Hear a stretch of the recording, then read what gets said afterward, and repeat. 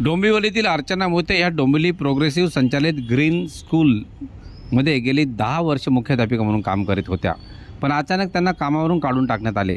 अर्चना मोहिते यांच्यावरील झालेला अन्याय दूर करा, आमच्या मॅडमला पुन्हा घ्या अशी मागणी करत पालक आणि विद्यार्थी यांनी आक्रमक आंदोलन डोंबिवली MIDC मिलापनगर स्थित ग्रीन इंग्लिश शाळेसमोर केले।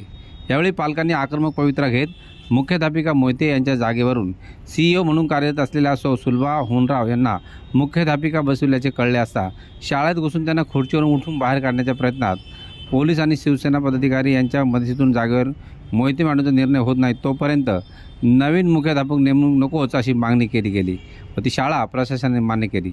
शाळा प्रशासनाने शिवसेना आमदार राजेश मोरे यांच्या नावे पत्र देऊन ह्या प्रकरणात समोपचारकाने तोडगा काढण्यासाठी येत्या 2 दिवसात म्हणजेच शनिवारी बैठकीला उपस्थित राहू असे पत्र दिले आहे। त्यानुसार शाळा प्रशासन 2 दिवसाचा मुदत ठेवण्यात आले आहे।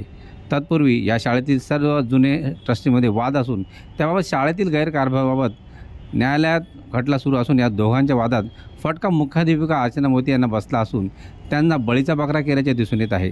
गेल्या 10 वर्षात मुख्याध्यापिका म्हणून मोहिते यांनी अनेक पुरस्कारांनी सन्मानित केले आहे। नुकतेच देशातील पहिल्या 10 विद्यालयातील उत्कृष्ट मुख्याध्यापिका म्हणून त्यांना सन्मानित केले होते। त्यांनी 10 वर्ष निष्कलंक सेवा केली। कुठलेही आर्थिक गैरव्यवहार किंवा विद्यार्थ्यांचे मानसिक खच्चीकरण अशा प्रकारे कुठलाही गंभीर गुन्हा नसताना अगदी क्षुल्लक कारणामुळे त्यांना कुठलीही कायदेशीर बाब न तपासता बडतर्फ का केले असा प्रश्न मोहितेच्या समर्थनांचा असलेले पालक विद्यार्थी करत आहे। Bureau report, Dombivli fast. मी Archana Arvind Mohite, greens English school या शाळेला 2016 पासून मी मुख्याध्यापक या पदावर मी काम करते। आज एवढ्या वर्षामध्ये शाळेची प्रगती होण्यासाठी मला जितकं काम करता आलं तितकं मी करण्याचा प्रयत्न केलेला आहे आणि याची सगळ्या पालकांना, सगळ्या विद्यार्थ्यांना, इथल्या रहिवाशांना सगळ्यांना त्याची कल्पना आहे की मी आल्यापासून शाळेसाठी मी काय काय करण्याचा प्रयत्न केला। पण अचानकपणे डिसेंबरमध्ये निर्णय घेण्यात आला की CEO पद आणलं जाईल आणि CEO हे पद आणल्यानंतर माझे मुख्याध्यापकाचे सगळे माझे अधिकार काढून घेतल्यात आले आणि मी मॅनेजमेंटशी डायरेक्ट बोलू शकत नाही, मॅनेजमेंटला मी कॉन्टॅक्ट करू शकत नाही। जे काही माझं म्हणणं असेल, ज्या काही माझ्या इथल्या समस्या असतील शाळेशी, विद्यार्थ्यांच्या बाबतीत, टीचरांच्या बाबतीत, त्या सगळ्या मी CEO बाईंशी मी बोलायचं, मी मॅनेजमेंटशी कोणाशीही बोलायचं नाही असं मला सांगण्यात आलं। ही गोष्ट मला एक मुख्याध्यापक म्हणून मला मान्य नाही, कारण का शासनाच्या शाळेच्या नियमाप्रमाणे शाळेचा सर्वेसर्वा हा मुख्याध्यापकच असतो आणि माझे मुख्याध्यापकाचे अधिकार काढून त्या CEOला दिलेले हे मला मान्य झालं नाही। तेव्हा मी त्यांना विरोध केला। त्याच्यामुळे त्यांनी मला म्हणजे नोटीस पाठवली की छोट्या छोट्या कारणांवरून की तुम्ही हे केलं नाही, तुम्ही सावित्रीबाई फुले हॉल बुक केला नाही, मॅजिक शो ठेवला नाही, तुम्ही नोटबुक जास्त ऑर्डर केल्या, अशा बरेच काही छोटे छोटे माझ्यावर कारणांची मला शोकॉज नोटीस आणि मला ऍडव्होकेट थ्रू ज्या CEO बाईंच्या नावाने मला पाठवली आणि त्याचं उत्तर मला 48 तासामध्ये द्यायला सांगितले। 48 तास पूर्ण होण्याच्या आधीच त्यांचं मला पुन्हा कुरिअरनेच मला अगोदरची शोकॉज नोटीस सुद्धा कुरिअरने आली, हे सुद्धा मला पुन्हा कुरिअरने मला टर्मिनेशन लेटर आलं की तुम्ही 48 तासामध्ये उत्तर दिलेलं नाही म्हणून तुमची सर्व्हिस टर्मिनेट करण्यात येते, उद्यापासून शाळेच्या प्रिमायसेसमध्ये तुम्ही दिसता कामा नये। मला एकच प्रश्न इथे सगळ्यांना सांगावासा वाटतोय की मी जर समोरासमोर बसून माझ्याशी मॅनेजमेंट बोलली असती तर एक मला माझं व्यक्तिशः मत मला मांडायला मला मिळालं असतं।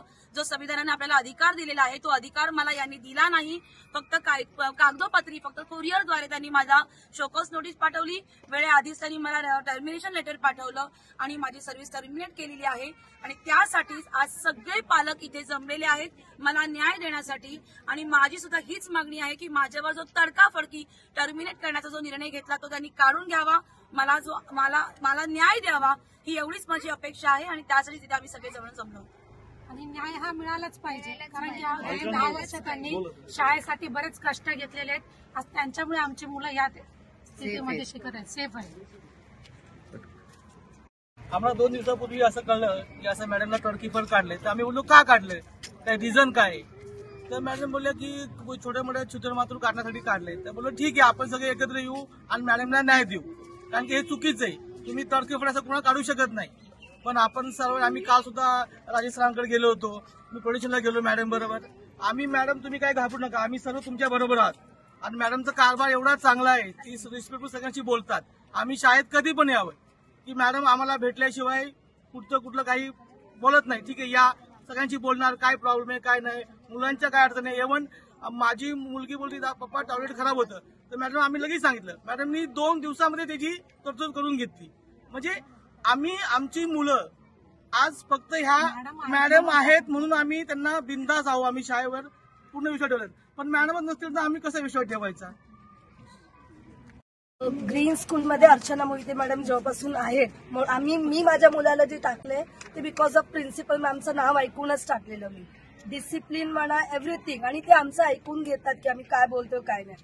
आणि जे आता मॅमनी सांगितलंय की मॅम बरोबर जे झालंय ऍक्च्युली ते लॉजिकली राईट नाहीये, इट्स एथिकल नाहीये ते की असं या पद्धतीने कोणाला काढण्याचा अधिकार कोणालाच नाहीये कोणत्याही याच्यामध्ये.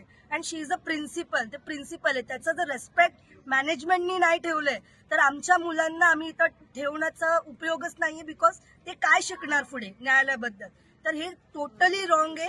मॅडमला ज्या डिग्निटी, ज्याच्या सेल्फ रेस्पेक्ट त्यांचं तोडून त्यांना काढलंय, त्या सेल्फ रेस्पेक्टनी डिग्निटीनी त्यांना त्या पदाचा त्यांचा मान भेटायला पाहिजे, हेच आमची अपेक्षा आहे.